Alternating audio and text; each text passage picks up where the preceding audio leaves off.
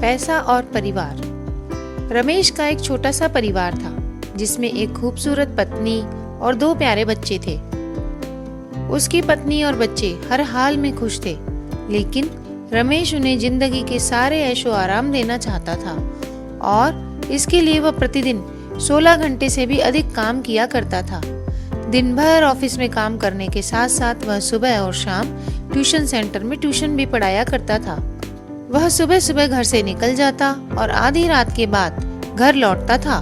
बच्चों के लिए उसका चेहरा देखना मुहाल था, क्योंकि सुबह सवेरे उसके घर से निकलते समय बच्चे सोते रहते और देर रात घर में कदम रखने के पहले ही सो चुके होते।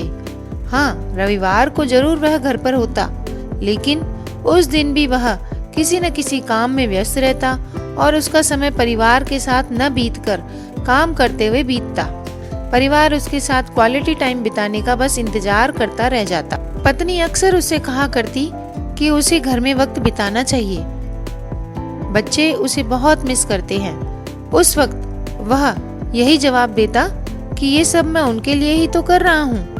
बढ़ते घरेलू खर्च और स्कूल खर्च के लिए मेरा ज्यादा काम करना जरूरी है। मैं उन्हें एक अच्छी जिंदगी देना चाहता हूँ। रमेश की यह दिनचर्या वर्षों जारी रही। वह यूं ही परिवार को अनदेखा कर कड़ी मेहनत करता रहा। इसका प्रतिफल भी उसे मिला। उसे पदोन्नति प्राप्त हुई, आकर्षक वेतन मिलने लगा।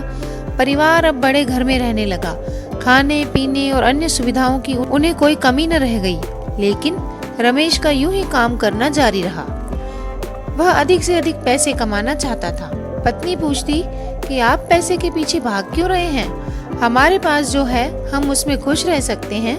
तो उसका जवाब होता कि मैं तुम्हें और बच्चों को दुनिया जहां की खुशियां देना चाहता हूँ। बस कुछ साल और मुझे मेहनत करने दो। पत्नी चुप हो जाती। 2 साल और बीते। इन 2 सालों में रमेश बमुश्किल अपने परिवार के साथ समय बिता पाया। बच्चे अपने पिता को देखने, उससे बातें करने को तरस गए। इस बीच एक दिन रमेश की किस्मत खुल गई। उसके दोस्त ने उसे अपने व्यवसाय में हिस्सेदारी की पेशकश की और इस तरह रमेश एक व्यवसायी बन गया। व्यवसाय अच्छा निकला और रमेश को पैसे की कोई कमी नहीं रह गई थी।